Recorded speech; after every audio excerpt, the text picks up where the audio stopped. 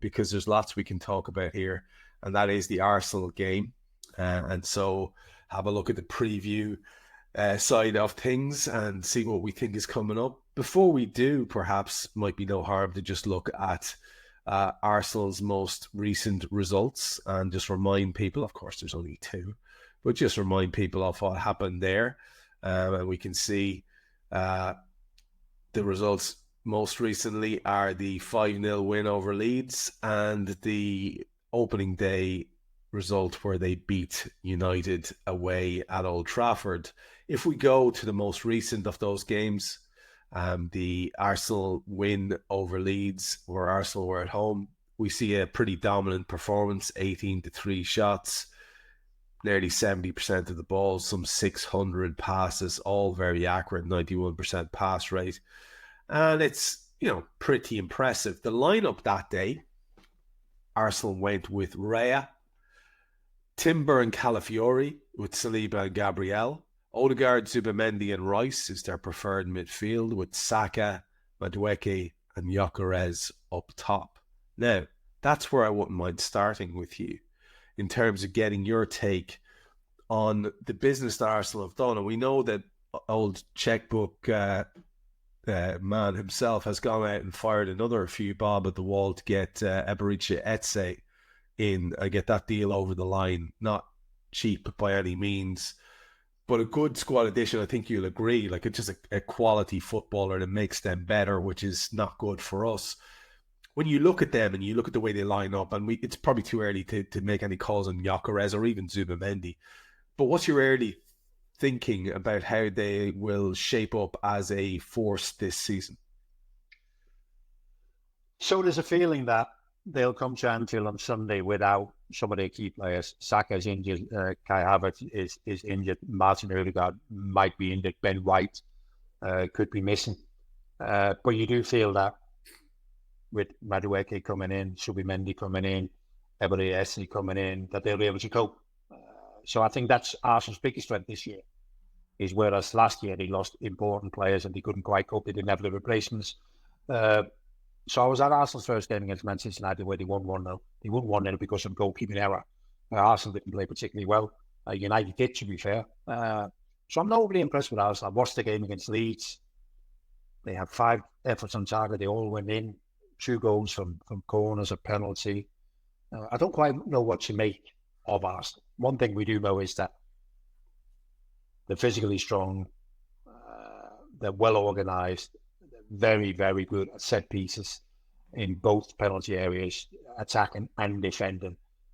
And of course, they got some quality footballers that I think that the manager is holding back a little.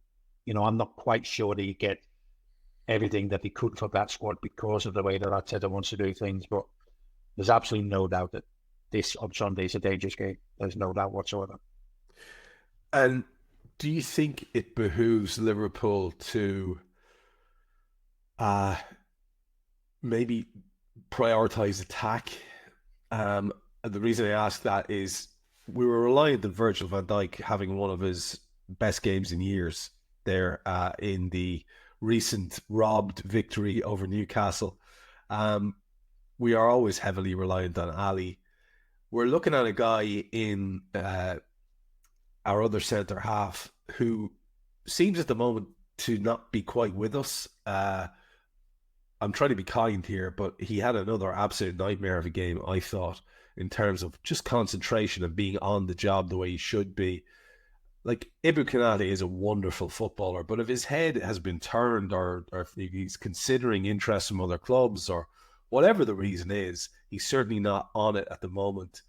Joe Gomez didn't feature there in the most recent game when he could have easily featured during that game, you would have thought, at some point, which would suggest that he's not ready to start either, even if it was to step in for Ibu and maybe give him a chance to reset. I don't know what you made of Kirkes over the course of the game, but I think he had a couple of difficult spells.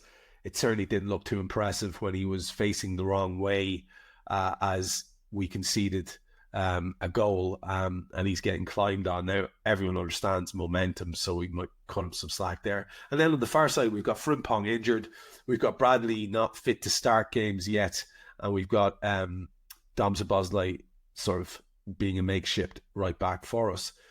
I guess what I'm getting at is, are we a little bit fragile there, man? Especially given that Alexis McAllister is not a given, and he is, ironically, our toughest midfielder. Yeah, I think we are a little bit fragile, and I think that's been proven in the 2 games. We're not trying to make up a story that we're fragile. We've seen that we're fragile, and we've been fragile in the games. And although our bench already has played a great part in recovering late on in games, our bench is also fragile. So it is a problem. I think the fact that Saka is out injured will probably help Kirkus. But if it's Madueke who plays on that side, he's also a very direct footballer with a lot of pace.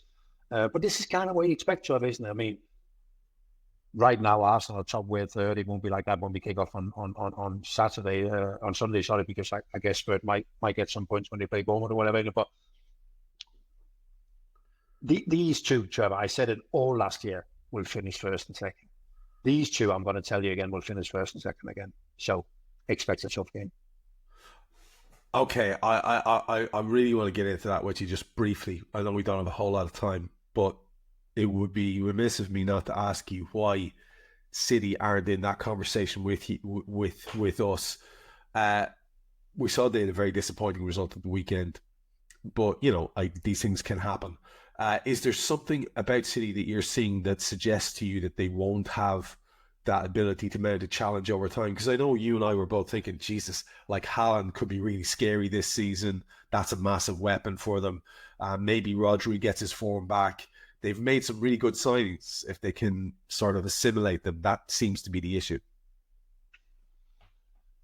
So we all got carried away when they went to Wolves and won 4-0. And 1 or 2 of their new signings did ever so well.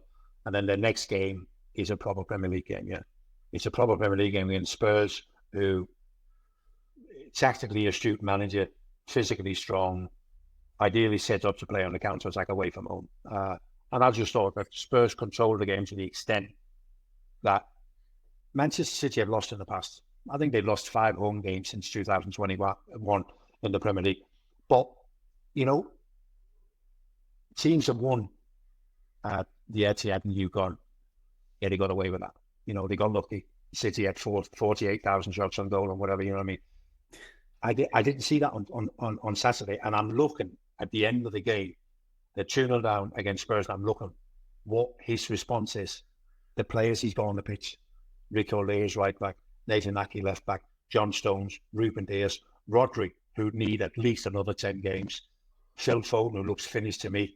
What's his name? Reinders, who came in and did ever so well against Wolves. Again, I'm not 100% convinced that he is what people make him out to be. Phil Foden, who I don't know what's happened to Phil Foden. I feel sorry for players when things like that. Phil Foden won PFA Player of the Year, not last season, but the season before. And you look at it now, you can only feel sorry for them. I just don't see the quality, each other. I don't see Bernardo Silva's on the pitch. I mean, Bernardo Silva should not be at Manchester City anymore, The guy's done at that level. So I just don't see it. People tell me, and I go, I just don't see it. I don't see that team where you go, Liverpool right back, Bradley, Frimpong, Arsenal right back, Ben White, Timber, centre halves. I can see what Liverpool and Arsenal have got. I can't see what City have got. They've got a mixture of some potentially great players. They got a mixture of some players who used to be great players, and then they got a mixture of players who are not good enough to play in a team that want to compete for the Premier League. So I'm just wondering, Trevor, whether their biggest problem is their manager now.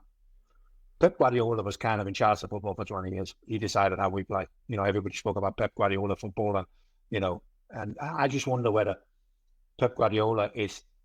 There's other managers now, and there's other ideas, and there's so many young, fearless managers who play how they want to play, isn't it?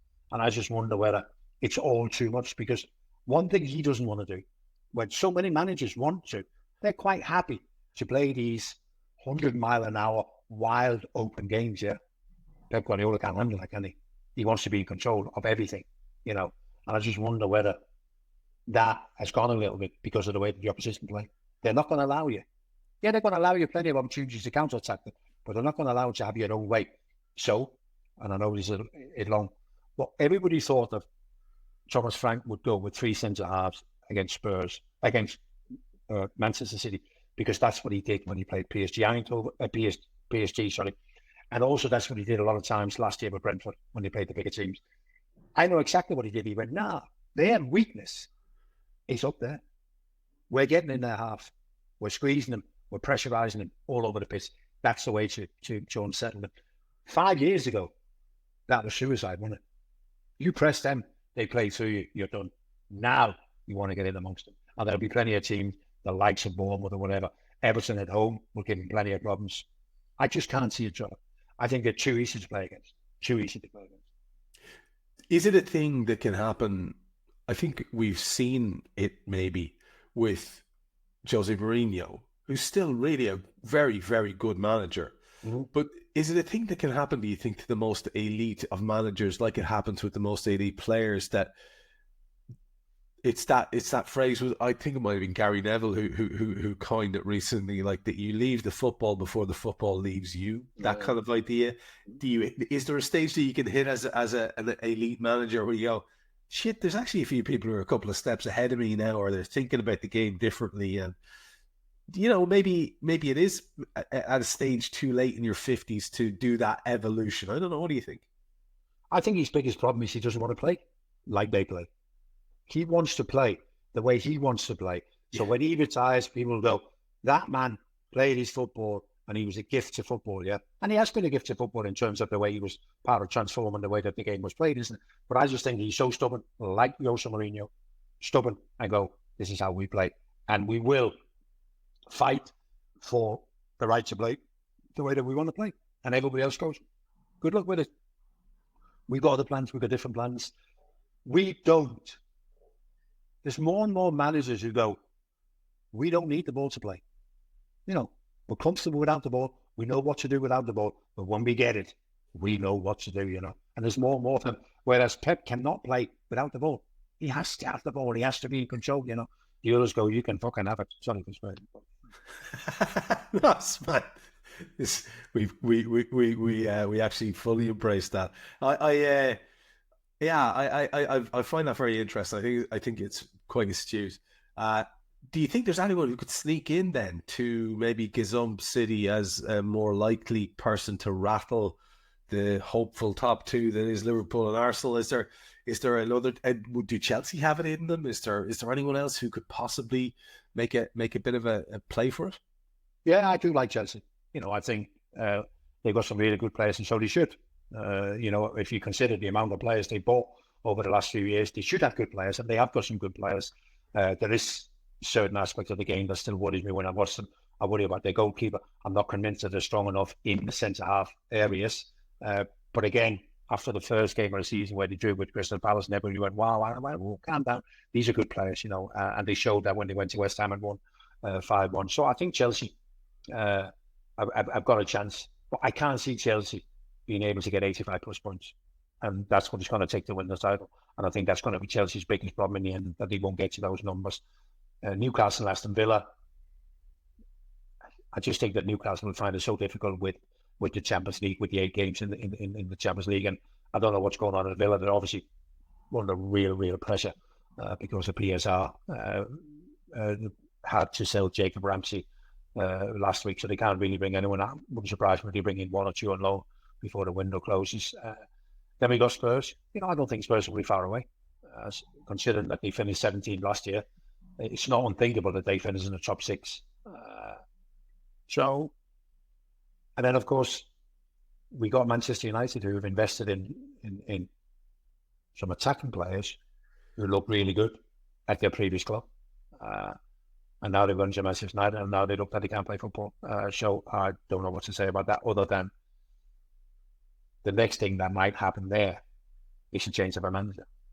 And we know sometimes what can happen when there's a change of a manager, because they do have 1 or 2 really good players in there. But for me, Liverpool, Arsenal and Chelsea, I just don't quite think Chelsea are strong enough to go toe-to-toe with Liverpool and Arsenal for the end. You know who was being touted by someone who will remain nameless on one of the major media platforms today as someone to step in and take over from Amorim at United? Old Dicey. Oh, Sean Dyche. Kid you not, Dicey. Wow. Get him in. Wow. Get him in. I mean, there's another way of playing football, isn't it? We haven't even discussed that yet. We can only hope, Jan. We can only dream. We can only hope. So we'll wrap it up. We will get to the usual. We're in the last minute of the show. Let's get from you what you think is going to happen in this big old game against Arsenal at the weekend.